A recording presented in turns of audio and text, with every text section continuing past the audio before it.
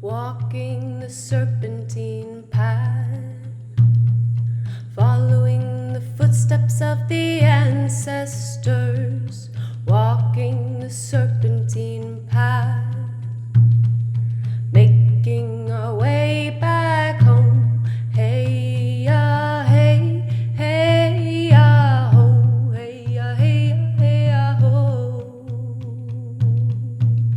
hey ya, hey, hey ya, ho. Following the serpentine path,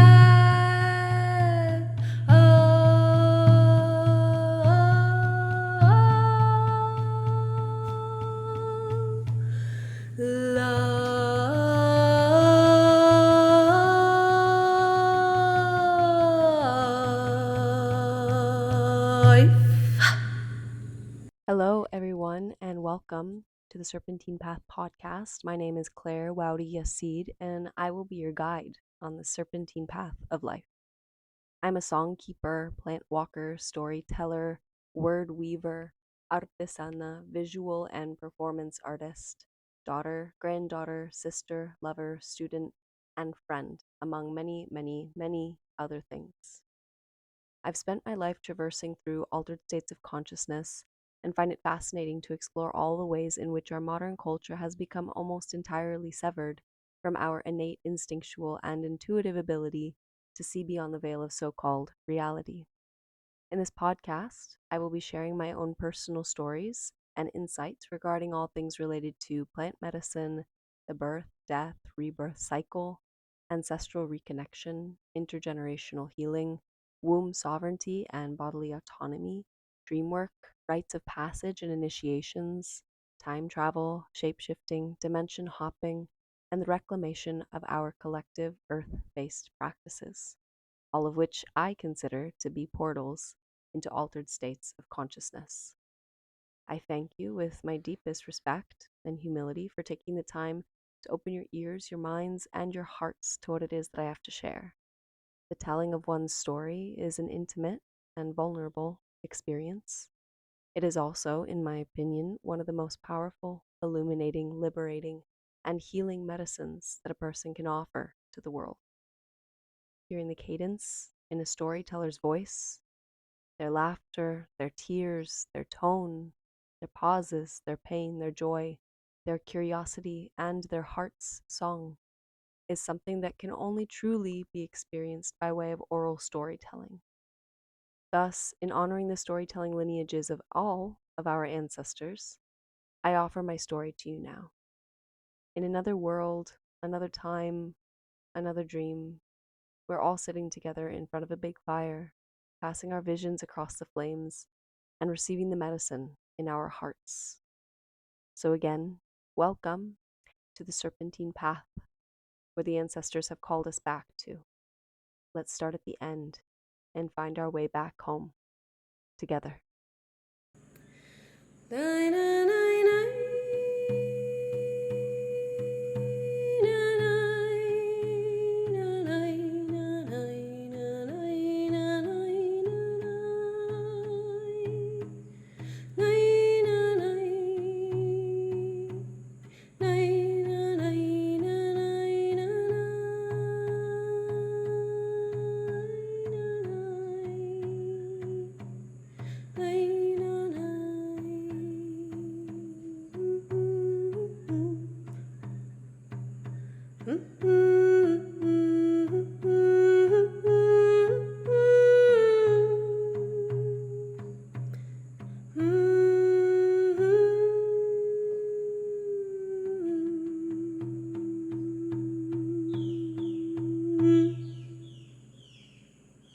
Hello, everyone, and welcome to the Serpentine Path podcast.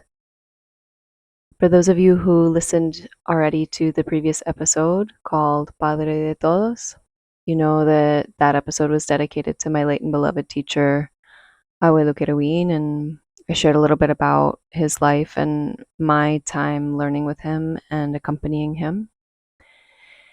And if you've listened to the two-part episode, Midwifing My Elders Through the Portal of Death, you know that I already spoke pretty extensively about Abuelo Kerouin's death and also the death of his wife, Abuela María, who was also my teacher. And so, as I said in the last episode, I spent a lot of time talking about their deaths and their dying processes. And so, I wanted to do 2 individual episodes to talk more about Abuelo and Abuela's lives.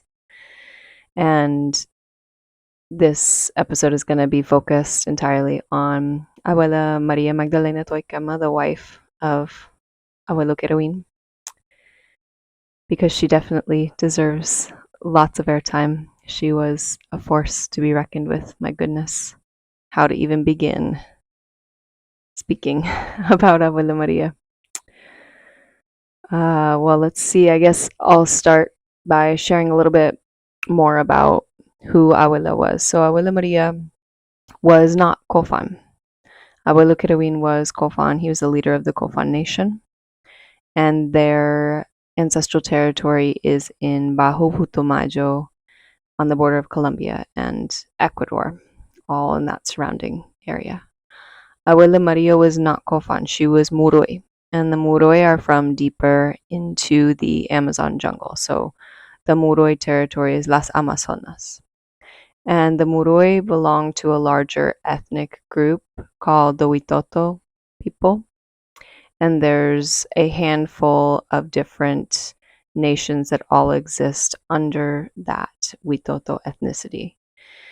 And those different nations have a lot of similarities because they are from the same territory. It's a very large territory, of course, but they're from the same territory and they are called gente de la coca.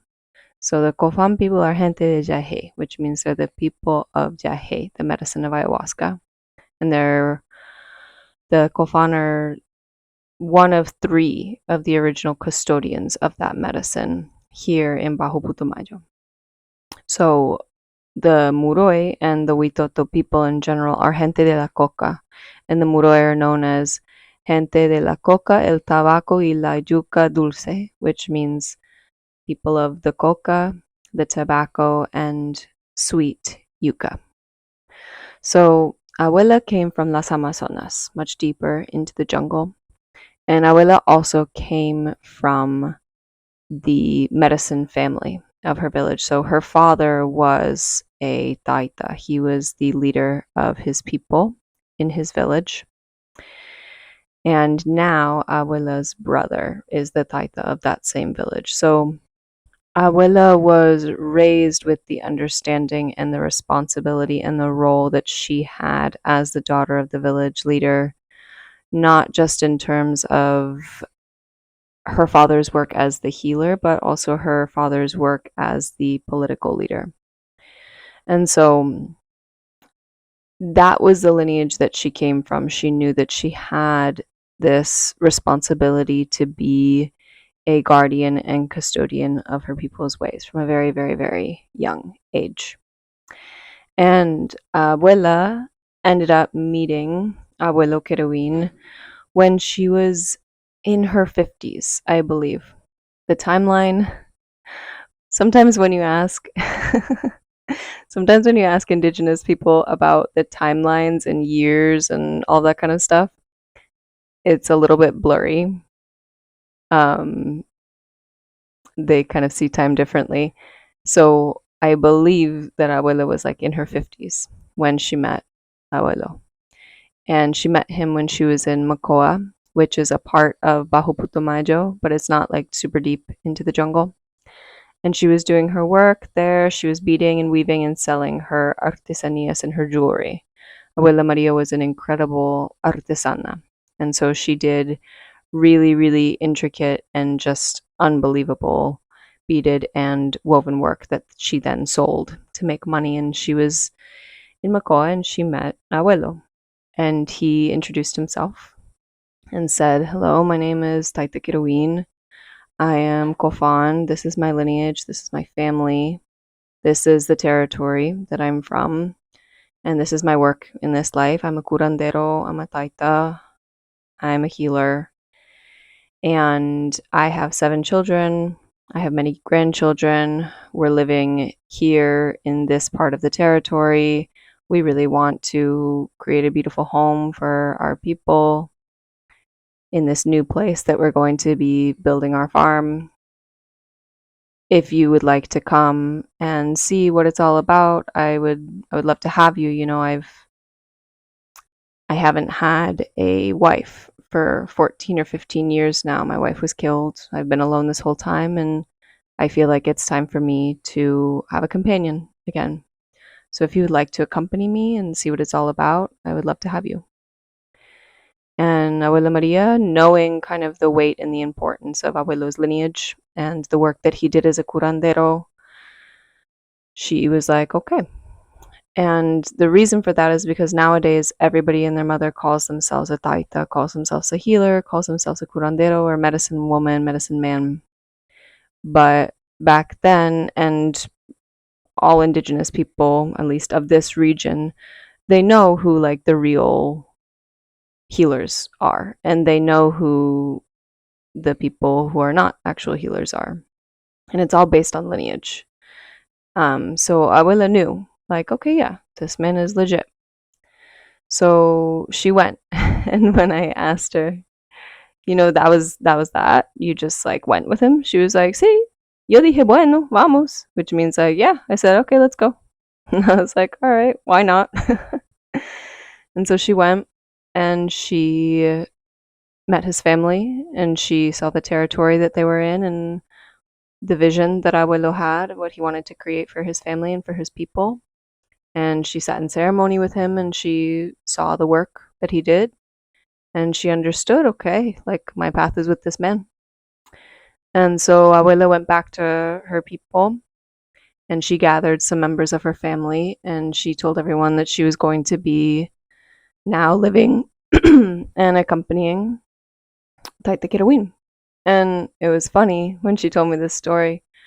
Her family was like kind of, I don't know, like judgmental and a little bit sassy. And they were like, well, they don't even have food planted. Like they have no plantains, they have no yuca, they don't have any corn. Like, what are you going to eat, And they're like, we're not gente de Jahe, we're gente de la coca. Like, this is our ancestral way, this is our language, this is our territory. Like, what are you gonna do there? And she was just really firm. She was like, my work is with this man. I'm going. I have to go. And she went. She brought some of her family, her daughters, her granddaughters, and they all went. And they lived in the mountains, like deep in the jungle with Abuelo. And she took on the Kofan lineage alongside of her Muroi lineage. So something that I find really beautiful about Abuelo and Abuela's relationship, and there's many, many beautiful parts, but what I find really beautiful is that Abuelo already at this time was a very widely known political leader and spiritual healer in the region of Bajo Putumayo. He was very well known throughout the Kofan nation as well as other nations in the region. However, when he started his relationship with Abuela Maria was when his international career as a world-renowned political leader and spiritual healer really took off. And so Abuelo traveled truly all over the world and was invited to the White House, the House of Lords, um, the World Health Organization, the Nairobi Peace Conferences. I'm honestly forgetting all of the places where he was invited as a guest speaker and as like a panelist and as an advisor and as an expert on human rights, on indigenous health and well-being and um, cultural preservation practices and initiatives. And he also traveled and did ceremony all over the world. He brought his medicine all over the world, and he healed, God, I mean, I'm sure like hundreds of thousands of people, truly. Like this man was doing his work, and Abuela was there by his side through all of it. Anywhere that the abuelo went, abuela was right there by his side, supporting him, lifting him up, guarding him, protecting him, being his safe home, his safe harbor. And so when you think about the work of Taita Kiruin and everything that he did, it would not have been possible without the love and support and companionship of his incredible wife, Abuela Maria. So I want to talk about the terms Taita and Maima, because as I said, they get thrown around a lot, or medicine man, medicine woman, curandero, curandera, all of that gets thrown around. So to be a Taita, first of all, Taita means father. It's a Quechua word that is now used cross-culturally throughout Colombia and parts of Ecuador. Taita means father. And traditionally, there is one Taita of a nation. So Abuelo Kiruin was the Taita of his nation, of the Kofan people. And then there's also like, I guess, smaller Taitas in every village. And every village has just one Taita. There can be many elders, there can be many healers, there can be many medicine men or medicine women, but there is one Taita, and that is the spiritual and political leader, protector, defender, guardian, and guide of their people. And alongside the Taita is the Maima, the Taita's wife. So in the way that the Taita represents the father and the father of his people, the Maima is the mother and the mother of her people. And she is the example and the representation of motherhood and elder womanhood, because the other part of being a Taita or a Maima is that it is not something that a particularly young person gets to claim. To be a Taita or a Maima, you certainly have to be like a grandparent usually, and it's something that you start kind of being called in like your 60s. Like it's something that you have to grow into. Taitas and maimas are also not just like any person from the village. They're people who come from a lineage of taitas and maimas, of spiritual leaders and political leaders and healers and medicine carriers. And they're people who have trained their entire lives for that role. And so it's not something that you like get elected to. It's not something that you can just wake up one day and say, oh, I'm now the Taita or I'm the Maima. It's something that is inherited through lineage, but it's also something that you really, really have to work and train for.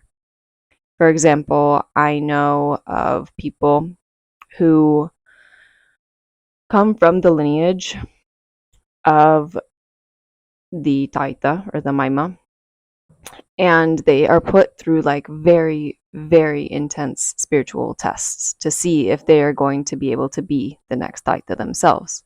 Because what happens is within the lineage, the Taita and the Maima, they leave their seed, they offer their seed of conocimiento and sabiduría, which is knowledge and wisdom. They offer that to their children, their blood children. And of all of their children, there will be one that is going to be chosen to carry on the lineage. And that is something that that chosen child trains for and is tested against for their entire life, essentially. And so I know people who have been chosen, but then have been tested and they get their ass beat and they're like, nope, I'm good. I don't want to take the role and responsibility on. Give it to my other brother. Like, I'm not going to do it. So again, when I say being a Taita and a Maima is not, it's not a joke.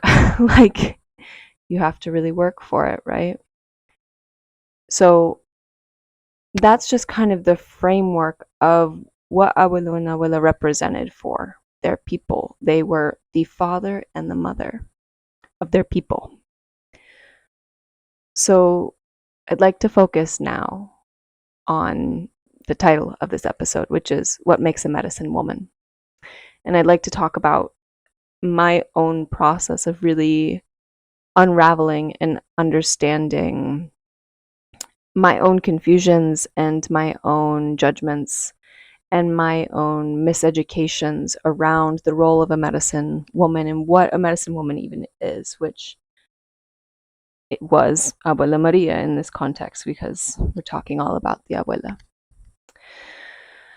So I'm going to be super honest when I say that when I first arrived at my teacher's home and I met the abuelo and the abuela, I was not able to recognize the abuela's true spiritual power for a lot of reasons. The main reason is one, my Western perspective of what this concept of medicine even is was really narrow. So we're speaking in like a context of the medicine of Jahe, the medicine of ayahuasca. And for me, because Abuela Maria was not the one who was giving me the cup of medicine herself,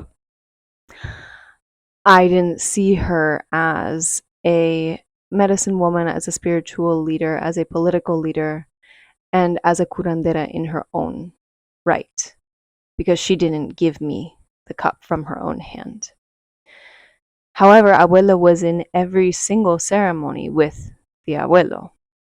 He was driving ceremony in this kind of more public way. But the abuela was always there, right by his side, beating and weaving all night long. Every single time. And abuela herself didn't really drink that much jahe. Some people have told me that in her younger years she did. Some people have told me that they've never seen her drink a cup of jahe. Abuela mostly worked with the medicine of ambil, which I'll talk about further along in this episode, but that was the medicine that she worked with to move her into an altered state of consciousness. And so Abuelo was there healing and curing people with the medicine of Jahe, and Abuela was right by his side every single time. And she stayed up all night long, beating and weaving and praying in her own quiet but very powerful way.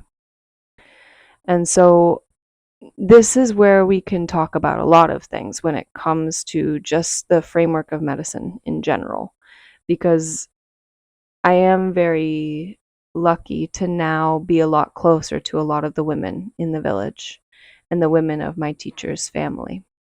And what I will say about particularly women with Jahe is that just because the woman might not be the one who is giving the cup, who is chanting over the cup, who is chanting in the ceremony, does not mean that she's not equally fully present in that ceremony and equally fully present in that medicine. So, for example, oftentimes women will be the ones who are planting, growing, and taking care of the Yahe medicine. Additionally, women in their later years, when they're postmenopausal, they are involved in the preparation and the cooking of the medicine as well. And so all of their love, all of their care, all of their wisdom, all of their power, and all of their strength is deeply, deeply embedded and interwoven into the fabric of the medicine that their husband is serving. And so that was the case with Abuela Maria. Abuela Maria planted so much yahe and harvested so much yahe. That woman grew so much of the medicine. And so again, that's why I'm talking about kind of expanding and transforming our vision of the entire process of the creation of a ceremony. The ceremony does not just begin when the shaman hands us the cup of medicine. The ceremony is so much bigger than that, and the preparation and the process goes back so much further. Like, when was that seed planted? for the medicine to grow, and who was loving it and taking care of it and nurturing it that whole time? Oftentimes, it's the women. Very often, it's the women. So that was like kind of the first reason why I discounted Abuela Maria's contribution to the ceremonial and healing work of her husband.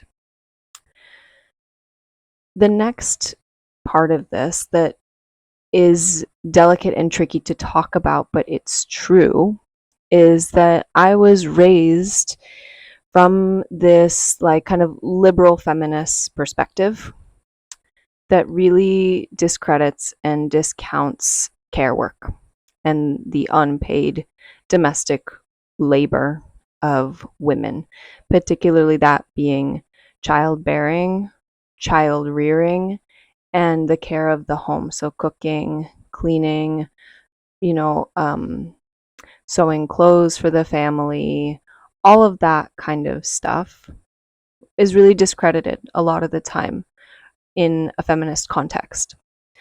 And so when I looked at the abuela and when I looked at the women of the village, I initially just kind of saw them and was like, well, they don't work with Yahe. Like, they're not over there doing this and that and the other thing. Like, they're just with their kids and they're just cooking.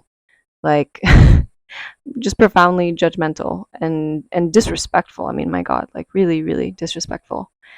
And it took time for me to slowly but surely begin to really recognize and honor that work as medicine work. Again, expanding out our vision to what does medicine mean? Medicine is not just a cup of jahe.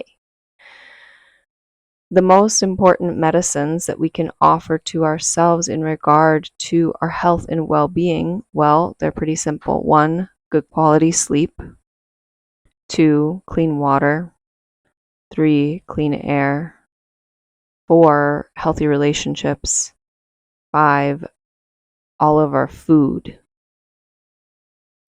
And so when I think about, in particular, the part of relationships and food, I think so much about the undervalued work of women. So I'll start first with relationship. In that, within an indigenous context, at least here in the jungle territories, in the Kofan culture that I am the most familiar with, mothers and babies are never separated.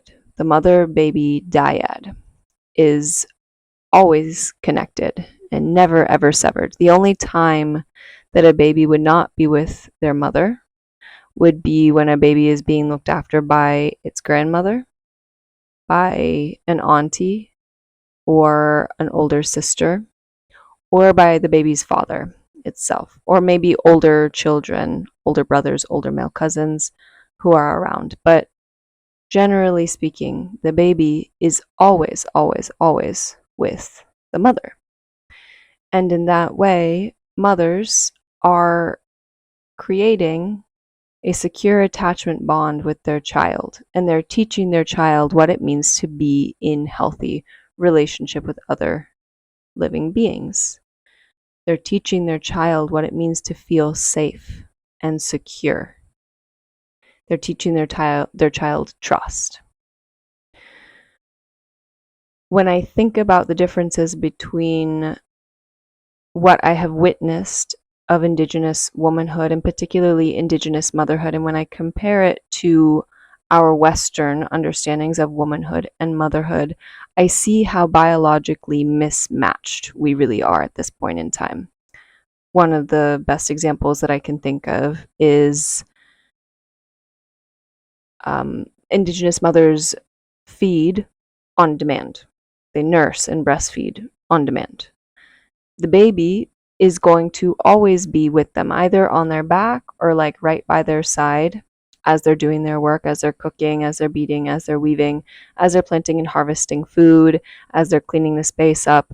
Baby is always going to be at least within arm's reach, if not on the mother's body. So because of that, there is no feeding schedule.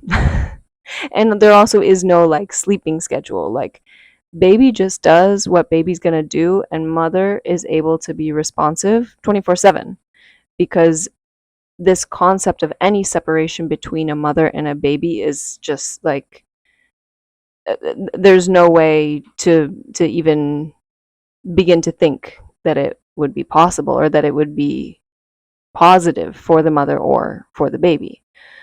So mothers and babies are always, always, always together. Because of that, from that like biological framework, women's work is going to be something that always keeps them in close proximity with their children.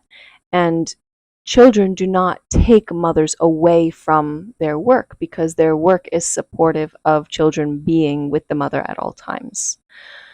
So the perfect example for that is mothers going off into the fields, planting and harvesting with a baby on their back, or mothers beading and weaving, cooking and cleaning with a baby on their back, and mothers being around other mothers who would be able to support and who would be able to step in and step up and maybe take over if a mother has to just sit and feed for a little bit, or if she has to change and clean the baby, or if the baby really needs to like get out of the fields and just go back home.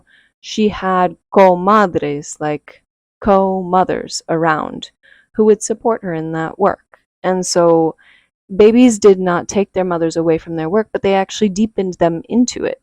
Children themselves were brought into the fold and the fabric of women's work from the time that they're old enough to walk and start carrying things. So Abuela Maria would always say to me, I started working.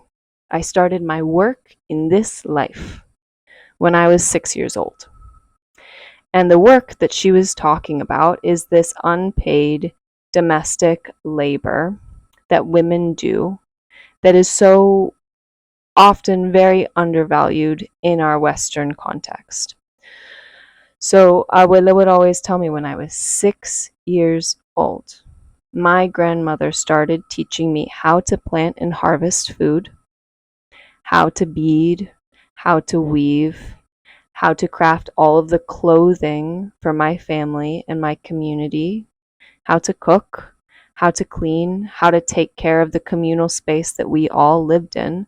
My grandmother taught me how to work. She would always say, Mi abuela me enseñó. My grandmother taught me. And abuela never referred to any of the things that she did in her life as anything other than work.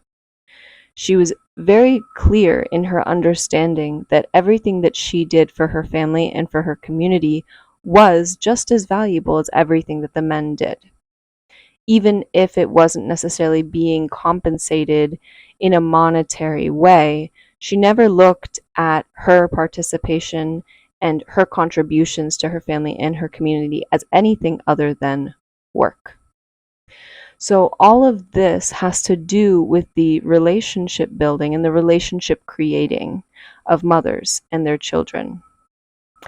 When we think about how children learn anything, it's from all of the people that they are surrounded by. And so a mother is really a child's first teacher in all things in life, but in particular, how to relate to other people and how to witness themselves as a member of their family and as a member of their community, what their roles are, what their responsibilities are.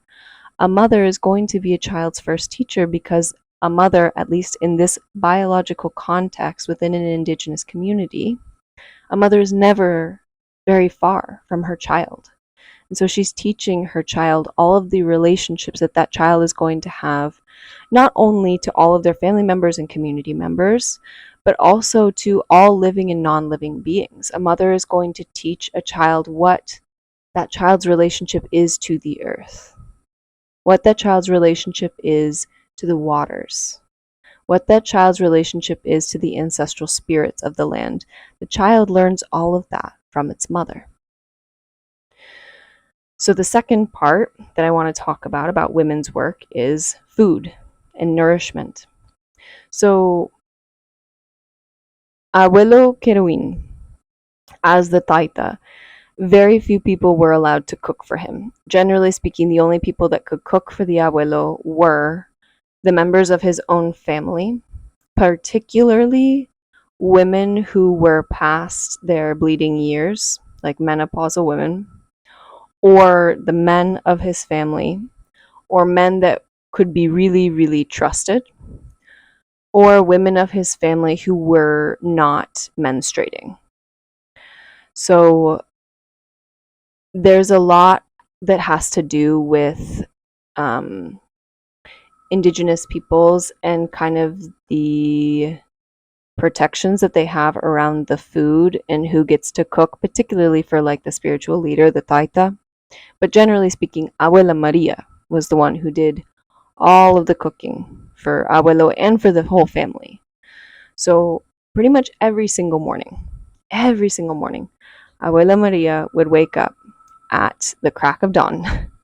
As soon as the sun was coming out, Abuela was up, she was awake, and she was in her kitchen, which was like this outdoor kitchen.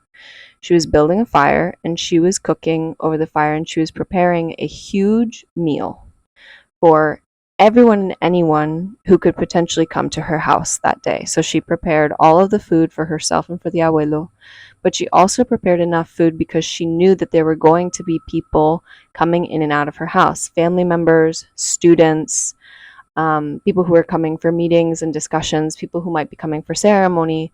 She always knew that people were going to need food. Abuela was very committed to maintaining her ancestral foodways. So when we think about food in Latin America, we think a lot about like rice and beans is kind of the typical go-to, but the traditional ancestral foods of the jungle peoples are very different.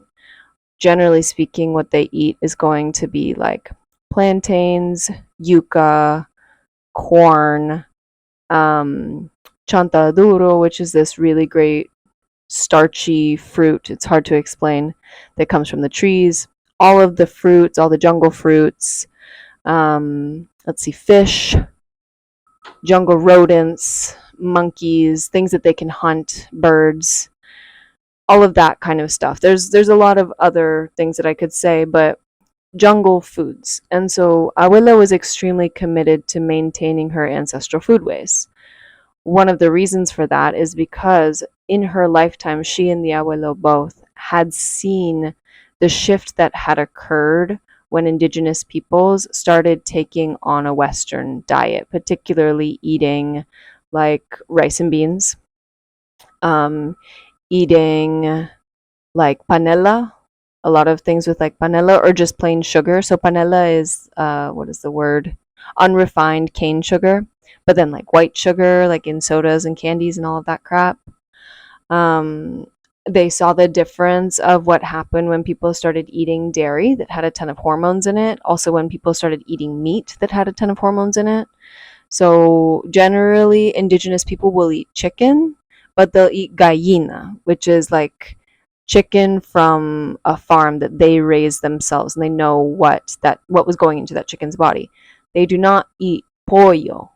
Pollo is what they call like the chicken from the factories that has a ton of antibiotics in it. So they eat gallina, but they do not eat pollo. They do not, generally speaking, eat any kind of red meat, and that's simply because of all of the hormones and antibiotics that will make their people sick.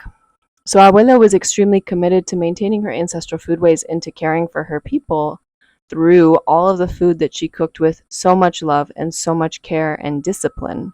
Abuela knew that whatever energy she was going to be putting into the food was what people were going to take into their bodies. And so that was a huge aspect of Abuela's medicine and what she offered to the people. And I'm not joking when I say anybody who walked into Abuela Maria's house during mealtime was going to be offered a plate of food.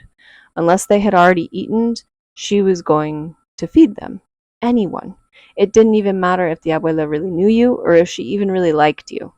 She was still going to feed you because she understood that that is one of the core foundations of overall health and well-being. And so with all of the love and the care that the abuela had in her hands, she infused that into her medicine, which was the food. And so when I was looking at these women and saying, oh, all they do all day long is just care for their babies and cook food. Oh my God, how disrespectful of me. It's so disrespectful, and I'm so grateful that I now have a much closer relationship with the women, and that I've also come into a very different understanding of my own relationship to my own womanhood, so that I can really unlearn all of that bullshit that really, really devalued and disregarded the foundational care work of women and the importance and the beauty of the strength and the power and the love that women hold in our hands, that we infuse into all that we touch and all of the care that we offer. So, another thing that I would like to speak about when it comes to Abuela Maria and her role as a medicine woman. Abuela was incredible because she knew so many remedies to prepare for people to help with different health issues. And so all of the time I would see the abuela kind of like go off into the fields and come back with some random plant. And then I'd see her quietly over by her fire preparing something. And then I'd see her offer it to someone very quietly. And then I'd see that person take it. And I'd see them slowly over days like start to improve in their health. And Abuela was never like super open or super obvious about all of those medicines that she was working with, but I do remember her saying to me one time, she said, you know, people think because I'm an indigenous woman that I'm not educated. But I know every single plant in this jungle. I know which ones are poison and I know which ones are medicine. And I know how to prepare all of the medicinal ones so that they don't poison you, because this is a very delicate balance and delicate dance of knowing the correct way to cook these medicines and to prepare them, how to dose them, how to space them out. I know every single animal in this jungle. I can look at the sky and know that it's going to rain next week. I know when the seasons are going to change based on what fruits are ripening. I know how to take care of myself. I know how to take care of my people. I know all of the spirits of this land. I know my ancestors. I know our stories. I'm educated. I know things. And so when I think about Abuela's work preparing so many different remedios, the way that she did it and the way that she went about it, there was no ego to it. There was no like, look at me, I'm a special, powerful medicine woman. Nothing. It was, I take care of my people. I know a plant that could help them. I'm going to go off, prepare it for them, give it to them, and hopefully they'll get better. And that's how Abuela went about it. And so when I think about our Western concepts of like, oh, it's a medicine woman, da da da, or even, oh, it's a medicine man, and the ego that is associated oftentimes with that, that is not what Abuela embodied. Abuela embodied the invisible and very subtle and very powerful work of care work. That invisible labor of very quietly and very lovingly hearing that someone needed support and going off and giving that support without needing any recognition, without needing any kind of like, oh, the medicine woman is going to heal me. No, it was a grandmother who was taking care of a community member. That's what she was. She was the mother taking care of the village children. Now, when I think about Abuela, I have this incredible memory of her that I will never be able to forget, of being in a ceremony with the abuelo. And we were in the ceremonial house, and the abuelo was outside with all these people. It was a pretty small ceremony. There were maybe 10 of us. But the abuelo was outside, and the medicine was super, super strong. And he was chanting. And I could feel just his undeniable power and connection to his ancestors and to the territory, to all the spirits. And I remember sitting there very quietly and peacefully and hearing the songs. And there was one moment where I opened my eyes because I noticed that there was this beam of light that was coming from the bedroom right behind Abuelo. This really strong strip of light that was like green for some reason. And it was coming at me. And from this beam of light, I was feeling such profound love and care and warmth and protection and guidance and healing. And when I looked over into this beam of light, I saw Abuela María in the bedroom by candlelight, weaving a mochila. And so she's weaving this beautiful, beautiful mochila. And for those who don't know, mochila is like a small medicine bag. Sometimes they're bigger, sometimes they're small, but they're medicine bags to carry things.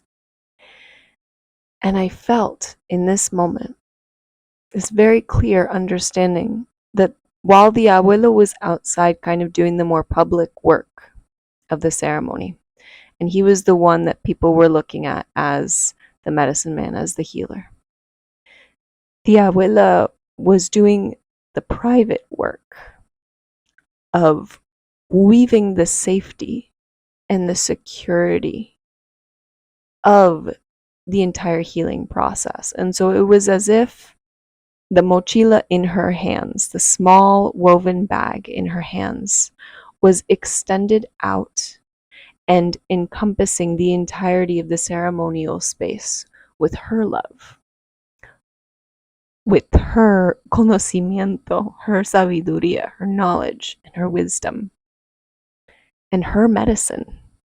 It was holding us all, and she was doing it again very privately and very quietly, without ego, without any need for recognition. She was weaving her medicine and her love through the ceremony, and I could also feel how much her presence and her support and her companionship gave Abuelo his strength to do his work as the Taita. So it was just a little bit after that, maybe a few weeks after that, when I felt like it was time for me to ask permission for the abuela to teach me how to weave and bead. And I had been wanting to ask the abuela permission for over a year at this point, like almost a year and a half, but I was very scared because the abuela was scary. The abuela was not necessarily what I would consider to be particularly warm or inviting. She had really, really strong boundaries, and she was like unfuckwithable. You know, she was a dragon. And so I had wanted to ask her for permission to learn how to bead and weave for a long time, but I just knew that it was something that I was really going to have to be patient with, and it was something I was going to have to work for. And it was going to be a point in our relationship where I would feel that that door would be open. And so I waited. And one day I went to her and I brought her the drumstick that my partner had carved for me from the wood of his boat. And it was my birthday gift. He had carved me this beautiful drumstick that accompanied the drum that I had woven for myself, one of the drums that I play in ceremony. And so I had my drum that I had created, which the drum is a signifier and the embodiment of the womb. And the drumstick itself is the embodiment of the phallus, the penetrative object.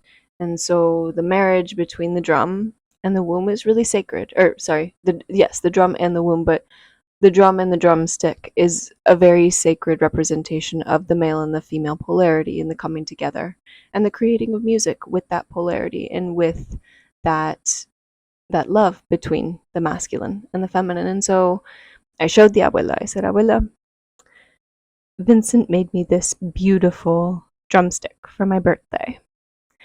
And I would really, really love how to learn how to weave him a medicine bag, because the medicine bag itself is that feminine receptive object that carries all of the medicines that a person brings with them, and it cloaks all of those medicines in that love and protection. And so I would really love how to learn how to weave with you. I would also really love to weave my goddaughter a protection bracelet. And the abuela knew my goddaughter because she's someone whose parents also drink with and learn from abuelo. So I said, I'd really love to create this medicine bag for my partner Vincent, and I'd really love to create this protection bracelet for my goddaughter. And it was really funny because abuela got really shy. And abuela was rarely shy. She was super outspoken, and yeah, it was surprising to me that she got kind of like quiet. And it was the abuelo who was like, Maria, like, you have a new student? Oh. And she just kind of looked at me and she said, bueno, we'll start this afternoon. And I said, okay. And so I showed up that afternoon, and the abuela had already started to prepare the string that we were going to be weaving with. And the string comes from the coconut palm fibers that is like deeper into the Amazon. You can't get it in the territory that I'm in. So she had these fibers that you have to roll on your inner thigh in order to create a really strong thread. So I was watching her go through this process, and she started the mochila for me. And she just said to me, just watch, and then you'll try. And so she started it for me, and she showed me a little bit how to do it, and she said, okay, your turn. And she handed it to me. And I started kind of doing it, and she watched. And when I would make a mistake the first time, she would take the mochila from me, and she would fix it. And then the second time, if I made a mistake, she would just look at me and she said, figure it out. Figure out how you're going to fix that. And I would kind of fiddle with it and figure it out. And she'd say, all right, bueno, keep going. So that first day was really funny with her, because for a while I was going and I was weaving and I was just asking her questions about her life and her path and her family and her territory, her lineage, her relationship with the abuelo, her work. And she shared a lot of funny things with me. And there was a moment when it was quiet. And she looked at me and she said, Clarita, a lot of people have asked me to teach them how to bead and weave, but I don't want to teach them. She was so sassy. She was like, I don't want to teach them. Why should I? They haven't developed relationships with me. They don't know how much work goes in to beading and weaving. They have no idea how much patience and meditation this takes. They have no clue the value of my work. So why would I teach them? I don't want to teach them anything. And then she looked at me and she goes, but you, Clarita, maybe you can learn. We're going to see. And oh my God, I was like, I was so stressed. I was like shaking, sweating, like, oh my God, like this test that she's putting me through. Oh, fuck. And I was so scared, but I was also really, really humbled and really, really grateful that she had agreed to teach me. And so for weeks, I would just go to the porch every afternoon and I would beat alongside of her and weave alongside of her and talk with her and abuelo, or just be in silence with her and abuelo and just do my work while she would do her work. And it was so beautiful. She would like be doing her weaving or beating alongside me. And when she would finish with something, she'd go, Mira, Clarita, And I'd look and I'd be like, I would always say, ah, qué bonita, abuela.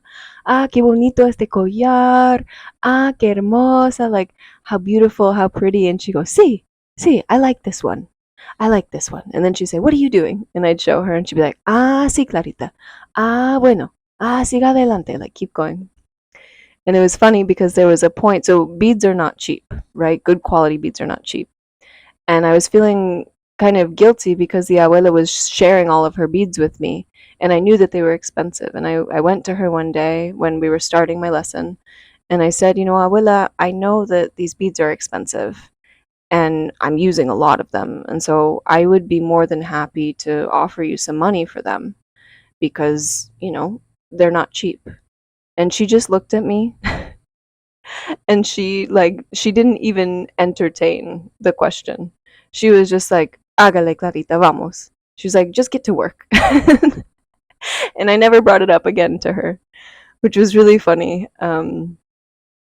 Attempting to kind of like bring up any conversation of like a form of payment. She was just like, what? No, like I am sharing with you from my heart. Like you don't owe me anything, which was so beautiful to have that relationship with her. And I am forever grateful to the abuela for teaching me that ancestral art form from her lineage of the beading and the weaving. It's, ooh, I could talk and talk and talk and talk and talk about beading and weaving. Maybe I'll do like a whole episode about it, but the process of beading and weaving is so profoundly deep, and it opened me up to the understanding, a deeper understanding of the woman's spiritual path. When I think about a lot of forms of like meditative practices that are kind of more masculine in nature, I think about like a vipassana kind of seated meditation vibe where you just sit and you breathe and you don't focus on anything else and you're very still and like you discipline your mind in all of this. And I tried to do those forms of like spiritual meditation work for years of my life and it never worked for me. I was just like, this isn't clicking. And it wasn't until I got into the practice, the spiritual practice of beading and weaving, that I started to understand, yeah, women aren't supposed to just be like sitting still. Our meditation comes when our hands are moving and when our hands are working and creating. That's what the abuela taught me. That women always have to be creating beautiful things, creating art with our hands. That is our gift. We are creatrixes. And so I would be on the porch and I would be beading and weaving. And when I was in a really good flow, where my mind was totally still, my art would come out so smoothly and so quickly, and I wouldn't make any mistakes. And I could create like a bracelet in an afternoon very easily. Boom, boom, boom, boom, boom, boom, boom. And I learned very quickly, and the women of the village would kind of watch me and they were like, are you beading? And I was like, yeah. And they're like, who taught you? And I would say, Abuela María. And they would be like, Abuela taught you? Like a gringa? Like a white girl? She taught you? And I would say, yeah, I learned with her. And Abuela would always say, sí, ella está aprendiendo. Ella se puede tejer. Ella teje. Which means like, yeah, she's learning. She's learning how to weave. She can weave. And so I slowly but surely started to gain respect from the women of the village because they knew that Abuela taught very few people. And they were seeing how quickly I was learning and how I was able to concentrate and be patient and be in that meditative state. And so they started being more open with me and friendlier with me and started developing relationships with me. And eventually they started actually buying my jewelry from me, which was really, really beautiful. And from the very beginning, when I started learning with beading and weaving, Abuela told me, you charge money for your work. And I was like, Abuela, I'm just learning. Like, I don't think that my work is really like good enough to be sold. And she said, no, Claire, your work is valuable. Do not ever devalue your work. If you want to give things away as a gift, that is a specific choice, but you value your work and you make money off of it. And so that kind of like dispelled any of these fears of like, oh, I'm being like culturally appropriative of making this money. No, Abuela was like, this is your work. These are the visions that you receive in ceremony that you are translating. This is all of your practice and your process being created into a piece of art. And you deserve to be compensated for that, and you deserve to have your work valued in that way. So there would be other times when I would be on the porch and I'd be beading and weaving with the abuela. And I wouldn't be pensando bonito, which means like thinking beautiful thoughts. I would be kind of caught up in conversations or fights or arguments that I had had or that I was imagining myself to have, or I was thinking badly about myself or other people or situations. And my weaving or beading would just get fucked. The pattern, the design, the string would get messed up, whatever, and I would get frustrated. And Abuela would just kind of look at me. And she would see me go through this process of like fucking up the piece that I was working on like over and over and over again. And she would just say, sí, sí, usted sabe. Now you know that beading and weaving is hard, that it takes a lot of work, that it takes a lot of patience. Now you're understanding the weight of this work. And she'd just kind of laugh at me, and I would say, sí, abuela, yo entiendo, estoy aprendiendo, muchas gracias, I'm learning, thank you, I'm understanding. And so, again, that gift that the abuela offered to me in opening that lineage up and opening that spiritual technology to me just continues to unfold in my life. I love to bead and weave. It's one of my favorite things to do when I'm feeling really stressed, really anxious, really lost, really overwhelmed. I pull out my beads. I pull out the medicine of Ambil, which is the medicine of Abuela's people, one of the medicines. And I weave and I bead and I find my center again and I create beautiful things, just like Abuela told me I was supposed to. There was a time when Abuela was talking to me about some of the women in the village. She was kind of gossiping. And she was telling me which ones were capable of like planting food for their people, which ones cooked well, which ones beaded and wove, which ones were like, in her opinion, doing good work. And she was talking about this one woman, and I was like, well, you know, Abuela, she did just have a baby, you know. To which the Abuela, she was so funny. She was like, okay, and I still did all of my work with my baby on my back. Babies aren't an excuse. You keep going. And also, she wasn't even doing any of that work before she had a baby. So what was her excuse then? She was so sassy.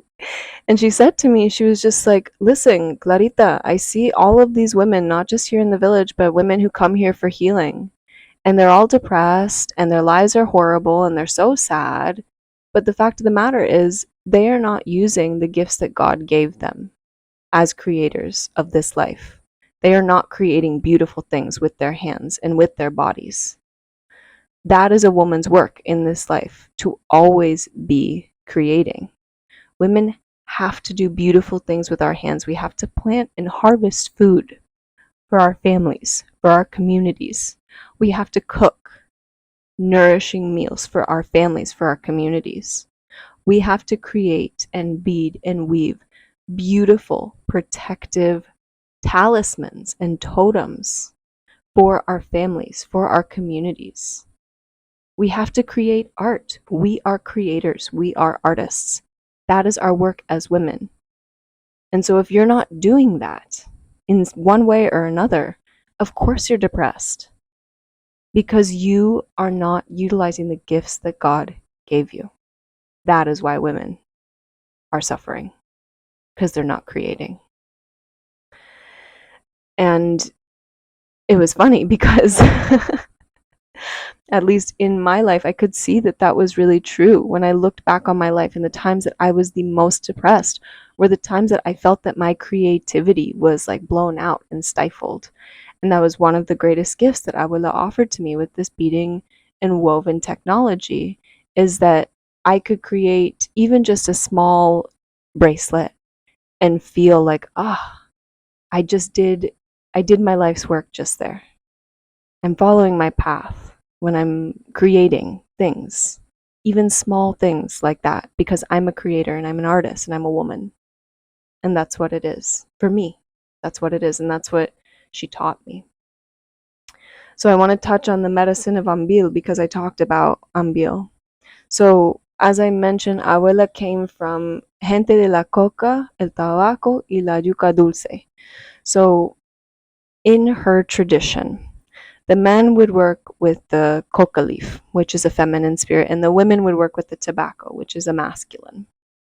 And they would prepare this beautiful medicine called ambil, which is this tobacco paste mixed with salt and other medicinal herbs and plants from the jungle that I do not know of because I have not been initiated into the preparation of ambil. Maybe at some point that will happen on my path. I would love to learn how to prepare ambil, but it hasn't arrived for me yet. So I don't know about the specific plants. But Abuela and all of the women in her family know how to prepare ambil.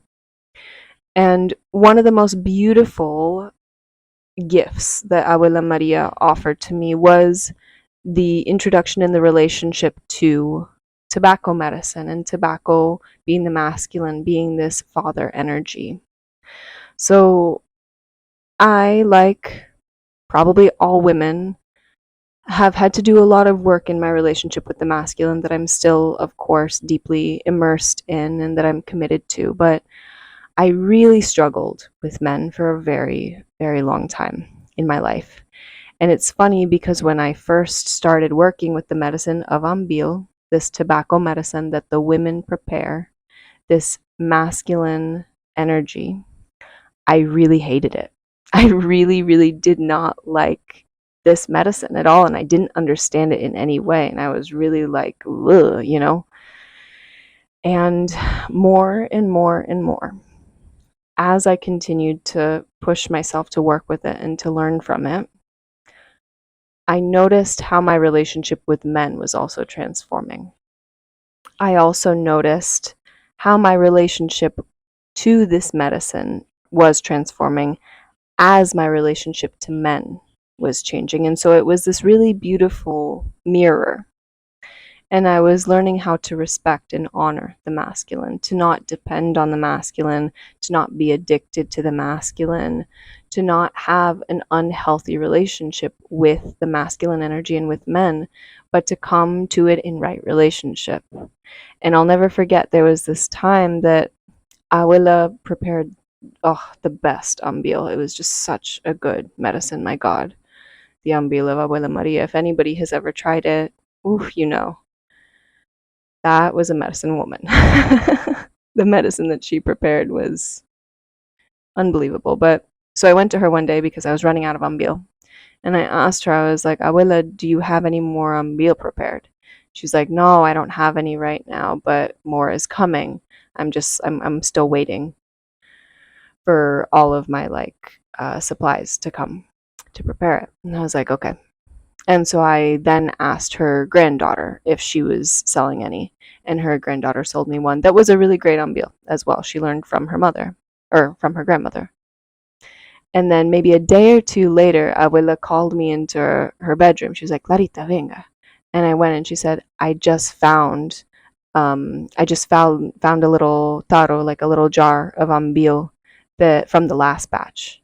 Do you want it? Or no, she didn't say, do you want it? She said, take it.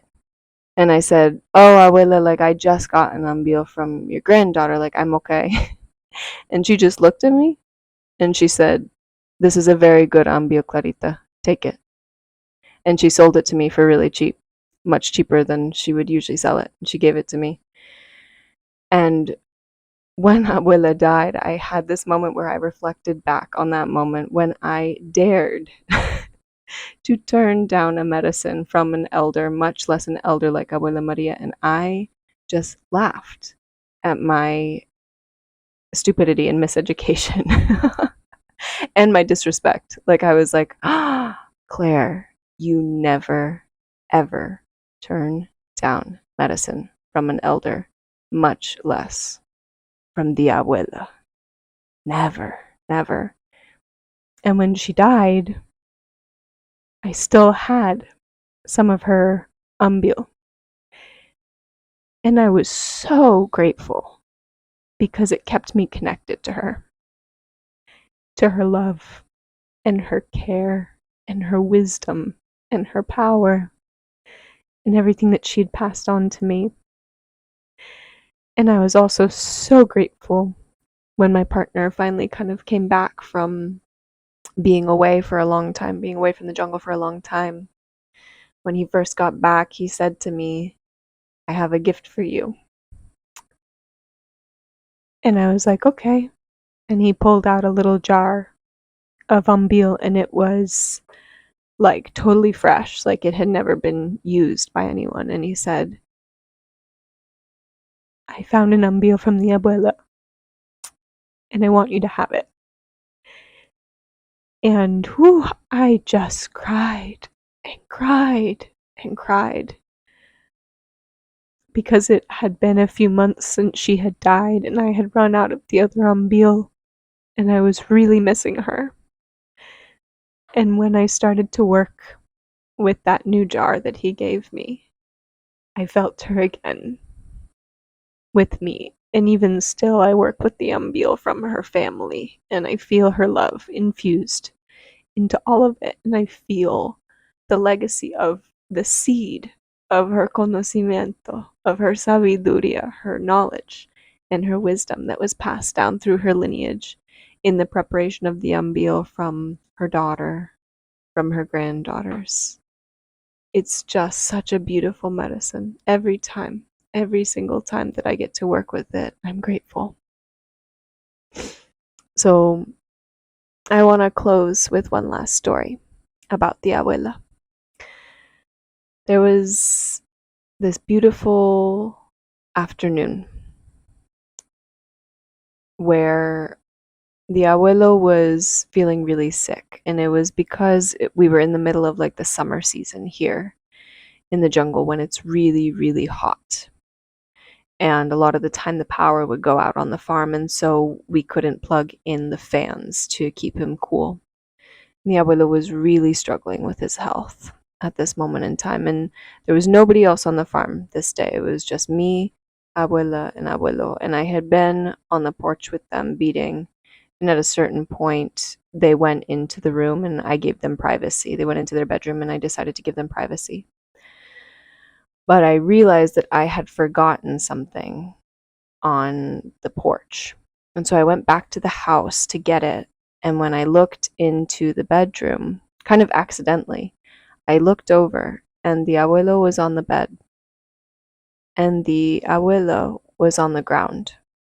And she had this pot of salmerio, which is like sacred smoke. She was probably working with copal, but she might have been working with other resins and other plants.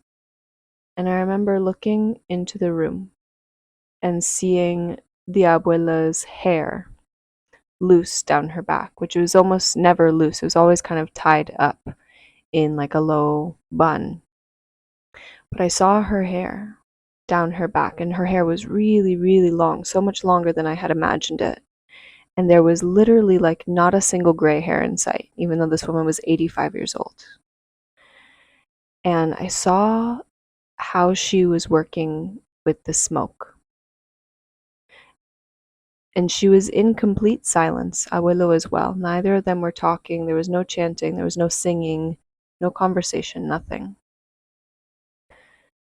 But the stillness that she was commanding and embodying, and the silence, and the channeling that I could feel her doing with this smoke, of clearing all of the sickness from the room and clearing any sickness and dark spirits and negative energy from the abuelo, from his body, from his spirit, from the home. And I remember just watching her and saying to myself, oh shit, that's a medicine woman. And again, she was doing this work so privately. There was no audience. I don't even think that they had any idea that I was there watching. It was totally private and quiet and silent.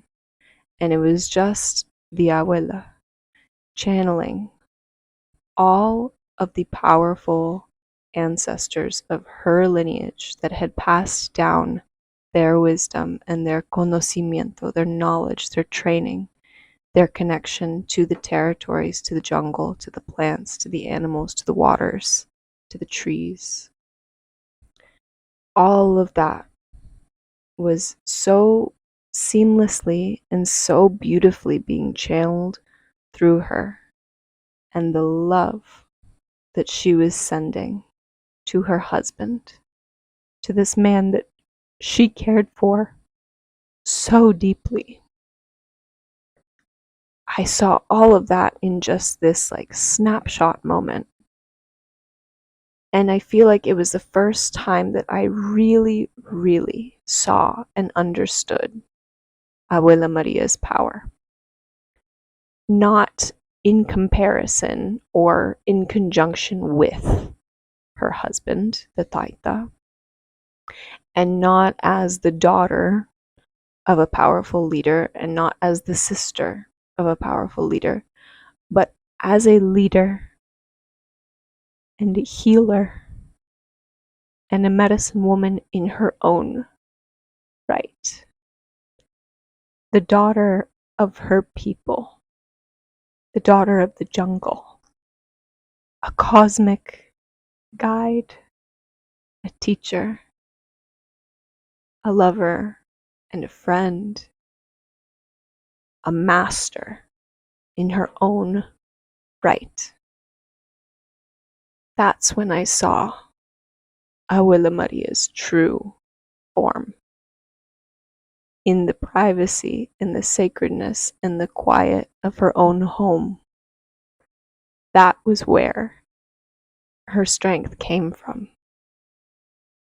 And that was how it was offered to the world, with humility, without any ego, without the need for any recognition or any audience. Abuela knew that someone she loved was in pain, and so Abuela did her best to help them heal, to support them, to accompany them, to love them through it. That was what made her a medicine woman. So to close, I'm going to share a little bit about the extended Patreon episode for subscribers. So like I said in the episode about Abuelo Keruin, I have like 1,001 stories that I could share about Abuela Maria, and I'm sure I'll share a lot more in the future episodes of this podcast. But for the exclusive episode, I want to share, I think like 4 different stories. The first that I want to talk about is how I slowly developed my relationship with Abuela Maria over the years, and how I slowly gained her trust, one yogurt at a time. The yogurt was the key to her beginning to trust me and open her heart to me. The second story that I want to share about is when I was asking Abuelo and Abuela about parteria and parteras, which means midwifery and midwives, and Abuela's response and what she told me about her births in the jungle, deep in the jungle. The next story that I would love to share is, oh my gosh, if my friend Anna is listening to this, she'll know this story because she was there with me. One of the funniest days that I had with Abuelo and Abuela in their room. And oh man, I don't want to give too much away about this story. I'm not going to talk too much more about it. Just one of my favorite memories of Abuelo and Abuela together, and just who they were and how crazy and how silly and how funny they were. And then the last story that I'm going to share is going to be about the mochila that Abuela Maria wove for me to carry my drum, and how I believe that I spoke about this in the episode Midwifing My Elders Through the Portal of Death, Part 1, I believe, about how after her death I realized that it was the last mochila that she had ever finished in her life, that I had the very last one.